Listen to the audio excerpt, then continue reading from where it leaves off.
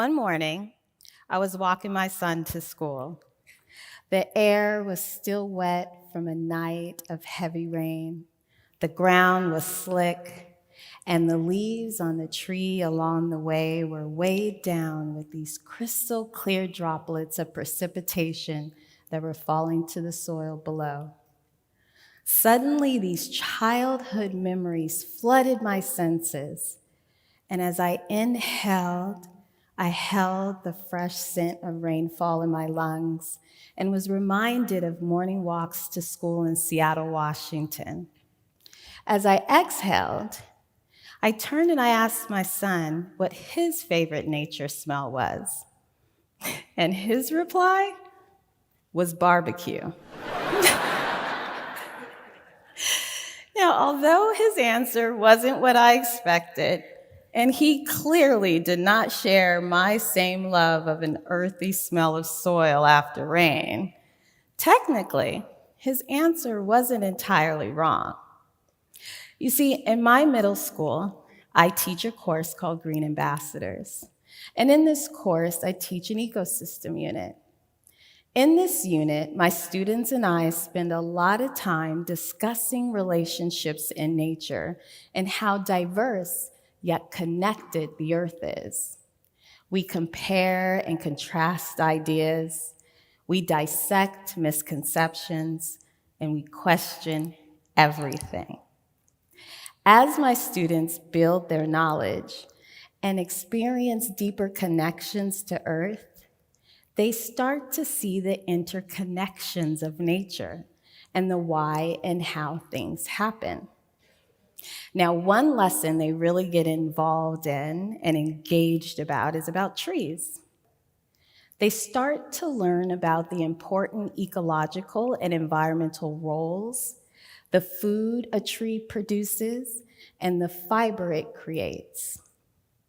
What they start to see with a tree is that it not only has the ability to cycle water, but that it also can provide lots of chemical and critical partnerships with bacteria that we all need to survive.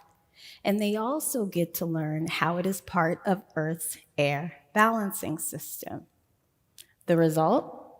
They begin to value nature and embody the intricate yet codependency we all share with Earth. So let's think about your relationship with the tree.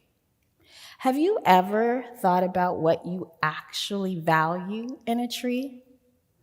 Do you just value the versatility of its wood? Well, what about all the other many layers of important functionalities that each part of a tree performs? Do you just simply enjoy the shade that the canopy of a tree provides?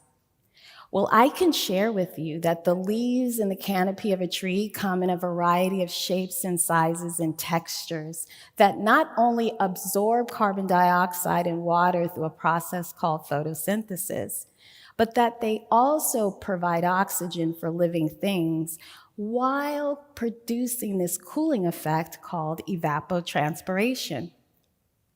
That's just the release of water vapors from stomatas on the underside of leaves that help cool our communities.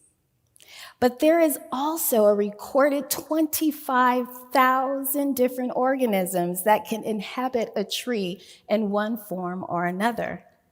That's species like the great horned owl and the common city squirrel, but also includes a variety of birds and insects, spiders, reptiles, and mammals. Now, there's also this intricate and an entire ecosystem that can be found in the soil surrounding and underneath the tree, including microscopic organisms that help initiate chemical processes vital in our lives. But also, it includes an intricate structure of a fungal world that has partnered with trees in their roots and evolved over the past 500 million years. Now, I want to share another example of developing an eco-lens that happened one day in our school garden.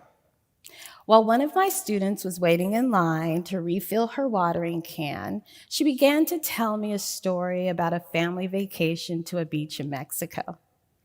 Her and her cousin were playing in the waves when suddenly her cousin screeched in obvious pain. She had been stung by a jellyfish.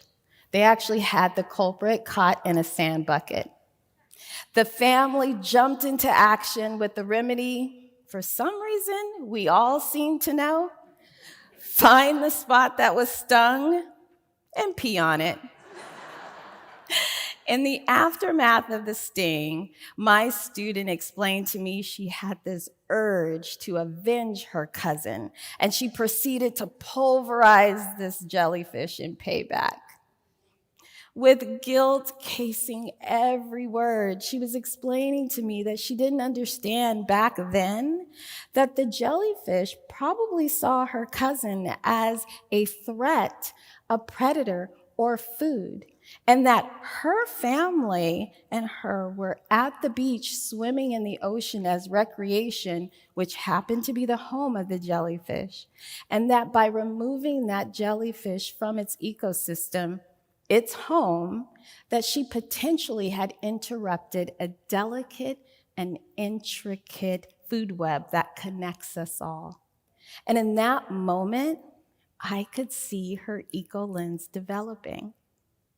In her 6th grade mind, she was starting to see a jellyfish in the context of a connected earth.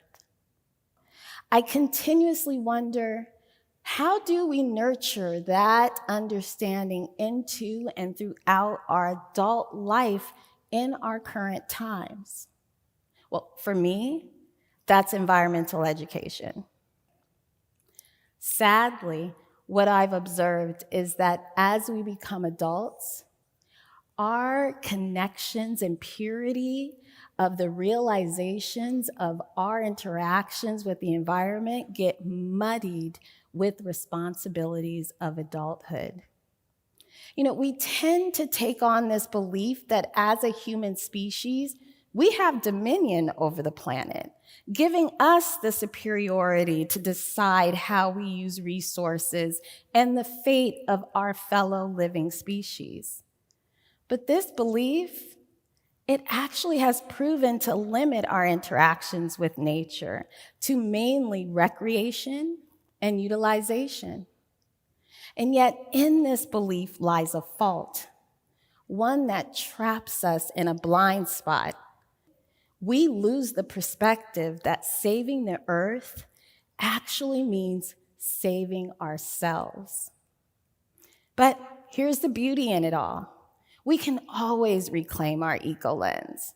Reclaiming our eco-lens just means reclaiming our childlike optimism, remembering those interconnectedness of all living things, and recalibrating our senses to see, smell, and hear the world around us without the limitations we set for ourselves as adults. In my son's simplistic answer, in his own childlike ways, he did show me that he too understood the complexity of nature and how humans interact with it. Barbecue is indeed a nature smell. The distinct scent of a desert tree called mesquite was the smell he was associating to nature. Ultimately, the way we see ourselves as part of nature and what we choose to value as a species is that tether that allows us to sharpen our eco-lens, allowing us to be responsive instead of reactive, allowing us to remember how connected we are, and also allowing us to see the world through our eco-lens. Now, as a teacher, I urge my students to open their eyes. But it is up to all of us to walk through our adult life journeys, to realign our senses, to recalibrate the way that we interact with each other and the world. Strengthening that tether will provide us an unapologetic reconnection to it.